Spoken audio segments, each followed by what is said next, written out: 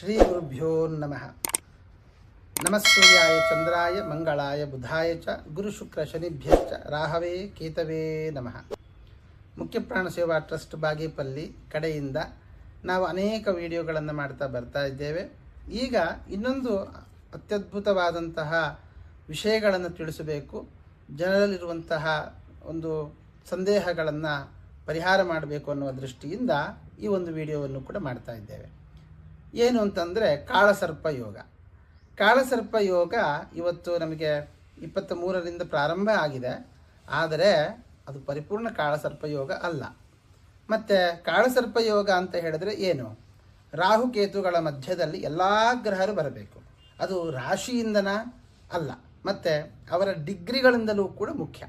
ಆದ್ದರಿಂದ ಈಗೇನು ಕುಜ ಈ ಕುಂಭರಾಶಿಗೆ ಪ್ರವೇಶ ಮಾಡಿದ್ದಾನೆ, ಅವನು ಇನ್ನೂ ಧನಿಷ್ಠ ನಕ್ಷತ್ರದಲ್ಲಿಯೇ ಇದ್ದಾನೆ. ರಾಹು ಶತಭಿಷ ನಕ್ಷತ್ರದಲ್ಲಿದ್ದಾನೆ. ಧನಿಷ್ಠ ನಂತರದಲ್ಲಿ ಶತಭಿಷ ಬರೋದು. ಆದ್ದರಿಂದ ರಾಹುವಿಗಿಂತ ಮುಂಚೆ ಕುಜ ಇದ್ದಾನೆ. ಹಾಗಾದರೆ ಕುಜನು ಶತಭಿಷ ನಕ್ಷತ್ರ ನಂತರಕ್ಕೆ ಹೋದಾಗ ಅಥವಾ ರಾಹು ಮುಂದೆ ಬಂದಾಗ ರಾಹುಕೇತುಗಳ ಮಧ್ಯದಲ್ಲಿ ಎಲ್ಲ ಗ್ರಹರು ಸೇರ್ತಾರೆ. ಅದು ಪರಿಪೂರ್ಣ ಕಾಳಸರ್ಪ ಯೋಗ ಆಗುತ್ತೆ. ಅದು ಯಾವಾಗಿಂದ ಅಂತಂದರೆ ಮಾರ್ಚ್ 18ನೇ ತಾರೀಕಿನಿಂದ ಈ ಯೋಗ ಸಂಭವಿಸುತ್ತೆ. ಆದ್ದರಿಂದ ಯಾರು ಹೆದರುವ ವಿಚಾರ ಇಲ್ಲ.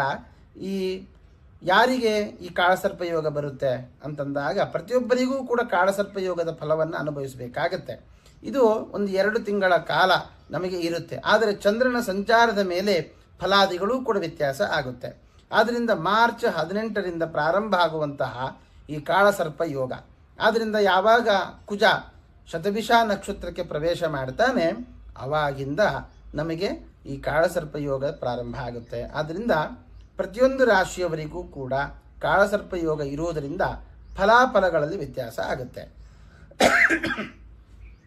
ಹಾಗಾದರೆ ಮೇಷರಾಶಿಯವರಿಗೆ ನಾವು ನೋಡುವಾಗ ಲಾಭದಲ್ಲಿ ಈ ರಾಹುವಿನ ಯೋಗ ಮತ್ತು ಪಂಚಮದಲ್ಲಿರುವ ಕಾರಣ ಮೇಷರಾಶಿಯವರಿಗೆ ಹೊಟ್ಟೆಗೆ ಸಂಬಂಧಪಟ್ಟಂತಹ ಸಮಸ್ಯೆಗಳು, ಅಲರ್ಜಿ, ಅನಾರೋಗ್ಯಗಳು ಉಲ್ಬಣ ಆಗುತ್ತೆ.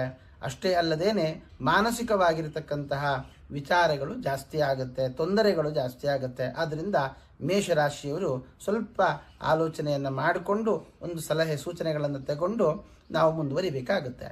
ವೃಷಭ ರಾಶಿಯವರಿಗಾಗುವಾಗ ಕೆಲಸದಲ್ಲಿ ತೊಂದರೆ ಆಗುವಂತಹದ್ದು, ಕೆಲಸ ಬಿಡಬೇಕಾದ ಪ್ರಸಂಗ ಬರುವಂತಹದ್ದು, ಅಡೆತಡೆಗಳು ಬರುವಂತಹ ಸಾಧ್ಯತೆ, ಮನೆಯಲ್ಲಿ ಒಂದು ಸ್ವಲ್ಪ ವಿಕಾರಗಳು ಅಥವಾ ಮನೆಯಲ್ಲಿ ನೆಮ್ಮದಿ ಇಲ್ಲದೆ ಹೋಗುವ ಸಾಧ್ಯತೆ ಇದೆ. ತಾಯಿಯ ಆರೋಗ್ಯದಲ್ಲಿ ಏರುಪೇರಾಗುವ ಸಾಧ್ಯತೆ ಇದೆ ವೃಷಭ ರಾಶಿಯವರಿಗೆ. ಮಿಥುನ ರಾಶಿಯವರಿಗಾಗುವಾಗ ತಂದೆಯ ಆರೋಗ್ಯದಲ್ಲಿ ಏರುಪೇರಾಗುತ್ತೆ ಅಥವಾ ನಾವು ಮಾಡುವಂತಹ ಆರಾಧನೆಗಳು ಕಡಿಮೆ ಆಗುತ್ತೆ, ಅಧರ್ಮದಲ್ಲಿ ಬುದ್ಧಿ ಜಾಸ್ತಿ ಆಗುತ್ತೆ, ಅಧೈರ್ಯ ಉಂಟಾಗುತ್ತೆ.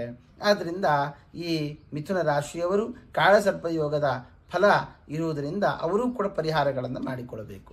ಮತ್ತು ಕರ್ಕಾಟಕ ರಾಶಿಯವರಿಗಾಗುವಾಗ ನಮಗೆ 2ನೇ ಮನೆಯಲ್ಲಿ ಕೇತು, 8ನೇ ಮನೆಯಲ್ಲಿ ರಾಹು ಇರುವುದರಿಂದ ಈ ಅನಾರೋಗ್ಯಗಳು ಅಥವಾ ಇಲ್ಲಸಲ್ಲದ ಆಪಾದನೆಗಳು ಅಥವಾ ಈ ಗುರುವಿನ ಮುಖಾಂತರ ಬರಬೇಕಾದಂತಹ ಆಶೀರ್ವಾದಗಳು ಸಿಗದೇ ಹೋಗುವಂತಹದ್ದು ಇತ್ಯಾದಿಗಳು ಜಾಸ್ತಿ ಆಗುತ್ತೆ.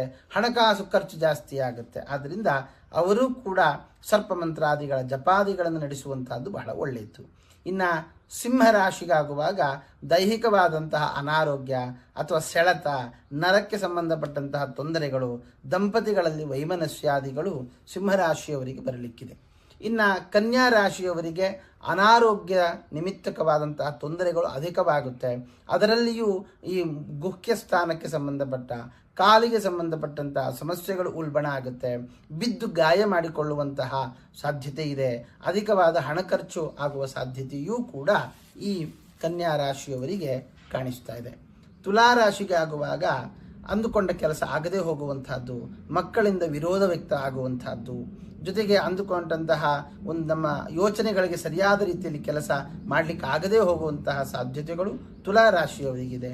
ವೃಶ್ಚಿಕ ರಾಶಿಯವರಿಗೆ ವಾಹನದಿಂದಾಗಿ ಅಪಘಾತ ಆಗುವಂತಹದ್ದು ಅಥವಾ ಬಿದ್ದು ಗಾಯ ಮಾಡಿಕೊಳ್ಳುವಂತಹದ್ದು, ನಿದ್ದೆ ಇಲ್ಲದೆ ಹೋಗುವಂತಹದ್ದು, ದುಸ್ವಪ್ನಗಳು ಬರುವಂತಹದ್ದು, ಜೊತೆಗೆ ಕೆಲಸದಲ್ಲಿ ತೊಂದರೆ ಆಗುವ ಸಾಧ್ಯತೆಗಳು ವೃಶ್ಚಿಕ ರಾಶಿಯವರಿಗೆ ಕಂಡು ಬರ್ತಾ ಇದೆ. ಧನುರಾಶಿಯವರಿಗೆ ಅಣ್ಣ ತಮ್ಮಂದಿರ ಮಧ್ಯದಲ್ಲಿ ಭಿನ್ನಾಭಿಪ್ರಾಯಗಳು, ಅಕ್ಕ ತಂಗಿಯರ ಮಧ್ಯದಲ್ಲಿ ಭಿನ್ನಾಭಿಪ್ರಾಯಗಳು, ತಂದೆಯ ಜೊತೆಗೆ ವಾಗ್ವಾದಗಳು, ಜೊತೆಗೆ ಕೆಲಸದಲ್ಲಿ ಸಂಬಳ ಕಡಿಮೆ ಆಗುವಂತಹದ್ದು, ಪ್ರಮೋಷನ್ ಸಿಕ್ಕಿಲ್ಲ ಅಂತ ಬೇಸರ ಮಾಡಿಕೊಳ್ಳುವಂತಹದ್ದು ಸಾಧ್ಯತೆಗಳು, ಈ ಥರದ ಕೆಲವು ತೊಂದರೆಗಳು ಉಲ್ಬಣ ಆಗುತ್ತೆ. ಅಷ್ಟೇ ಅಲ್ಲದೇನೆ ಕಿವಿಗೆ ಸಂಬಂಧಪಟ್ಟ, ಕಣ್ಣಿಗೆ ಸಂಬಂಧಪಟ್ಟ ತೊಂದರೆಗಳು ಬರುತ್ತೆ. ಇನ್ನು ಮಕರ ರಾಶಿಗಾಗುವಾಗ ಹಣಕಾಸಿನ ಉಬ್ಬರ, ವಿಪರೀತವಾದ ಸಾಲ ಮಾಡುವಂತಹದ್ದು, ಮತ್ತು ಈ ಕಾಲಿಗೆ ಸಂಬಂಧಪಟ್ಟ, ಗುಹ್ಯಸ್ಥಾನಕ್ಕೆ ಸಂಬಂಧಪಟ್ಟ ತೊಂದರೆಗಳು ಬರುವ ಸಾಧ್ಯತೆ ಮಕರ ರಾಶಿಯವರಿಗೆ.